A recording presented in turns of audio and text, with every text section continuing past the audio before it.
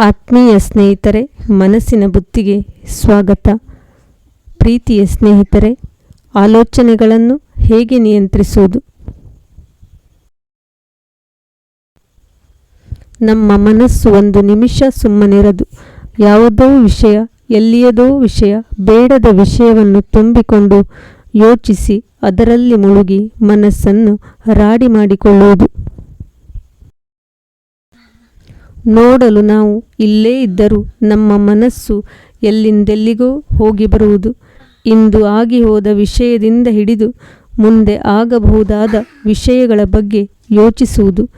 ಕೆಲವಷ್ಟು ಉಪಯೋಗಕ್ಕೆ ಬಂದರೂ ಬೇಡದ ವಿಷಯಗಳೇ ಹೆಚ್ಚಿಗೆ ತುಂಬಿರುವುದು.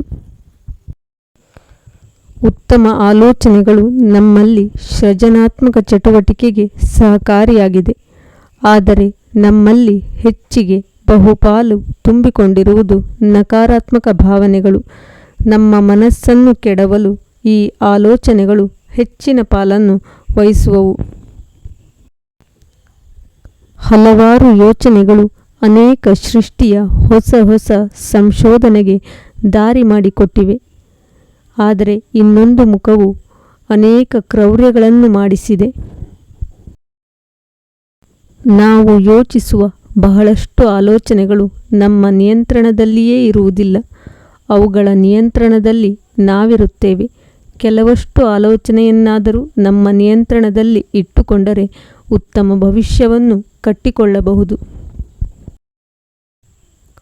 ಆಲೋಚನೆಗಳು ಹೇಗೆ ನಮ್ಮ ಗುರಿಗಳನ್ನು ರೂಪಿಸುತ್ತದೆ? ನಮ್ಮ ಮನಸ್ಸನ್ನು ನಿಯಂತ್ರಣದಲ್ಲಿ ಹೇಗೆ ಇಟ್ಟುಕೊಳ್ಳುವುದು? ಅವುಗಳು ಒಳ್ಳೆಯ ಆಲೋಚನೆಗಳು, ಕೆಟ್ಟ ಆಲೋಚನೆಗಳು, ಬೇಕಾಗಿರುವುದ, ಬೇಡದೇ ಇರುವುದ, ಇದರ ಬಗ್ಗೆ ಸ್ವಲ್ಪ ಯೋಚಿಸಿ ಎಚ್ಚರಿಕೆಯಿಂದ ಇರಬೇಕು. ಮಾತನಾಡುವಾಗ ನಿಮ್ಮ ಮಾತಿನ ಬಗ್ಗೆ ಸದಾ ಎಚ್ಚರದಿಂದಿರಿ. ನಿಮ್ಮ ಮಾತು ನಿಮ್ಮ ದೃಷ್ಟಿಯಲ್ಲಿ ಹೇಗಿದೆಯೋ ಹಾಗೇ ಎಲ್ಲರ ದೃಷ್ಟಿಯಲ್ಲಿ ಇರಬೇಕು ಎಂದೇನಿಲ್ಲ. ಅವರವರ ದೃಷ್ಟಿಕೋನದಂತೆ ಅವರು ಯೋಚಿಸುತ್ತಾರೆ.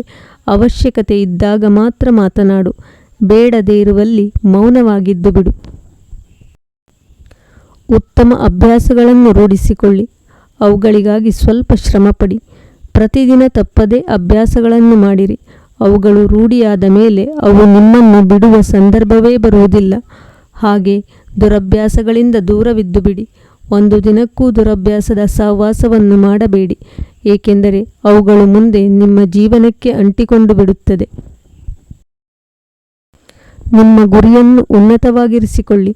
ನಿಮ್ಮ ಸ್ವಭಾವವನ್ನು ಶ್ರೇಷ್ಠವಾಗಿಟ್ಟುಕೊಳ್ಳಿ. ನಿಮ್ಮನ್ನು ನೋಡಿದವರಿಗೆ ನೀವೊಂದು ಆದರ್ಶವಾಗಬೇಕು. ಮಾತಿನಲ್ಲಿ ಮೆಚ್ಚುವವರು ಇಲ್ಲದಿದ್ದರೂ ಮನಸ್ಸು ಒಪ್ಪುವುದು.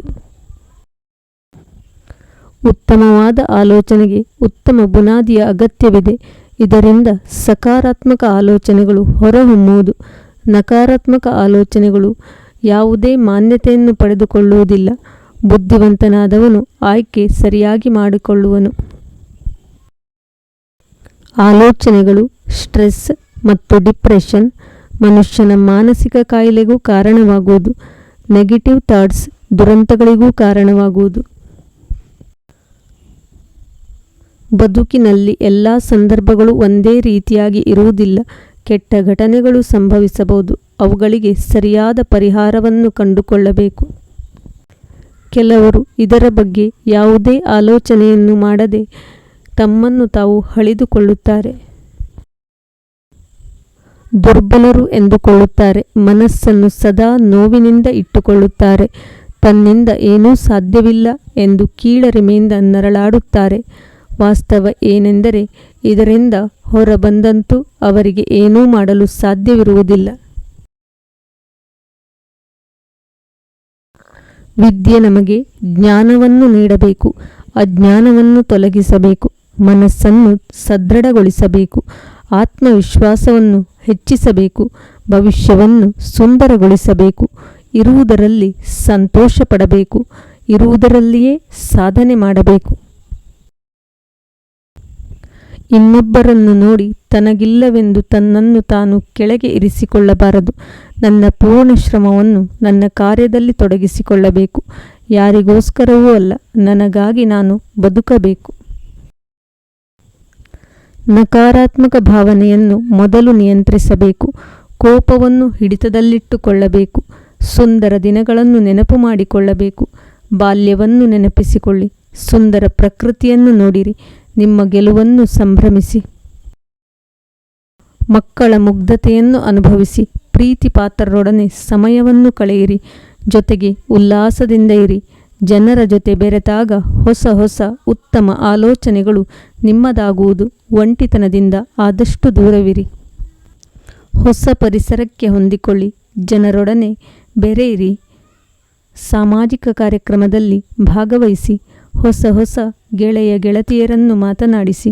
ನಿಮ್ಮ ದುಃಖವಲ್ಲ ಕ್ಷಣ ಮಾತ್ರದಲ್ಲಿ ಕಳೆಯುವುದು. ಹೊಸ ಆಲೋಚನೆ ಬರುವುದು. ಖಿನ್ನತೆಯು ದೂರವಾಗುವುದು. ಸಕಾರಾತ್ಮಕ ಭಾವನೆಯೊಂದಿಗೆ, ಹೊಸ ಸಂಭ್ರಮದೊಂದಿಗೆ, ಭರವಸೆಯೊಂದಿಗೆ ಹೆಜ್ಜೆ ಇಡಿ.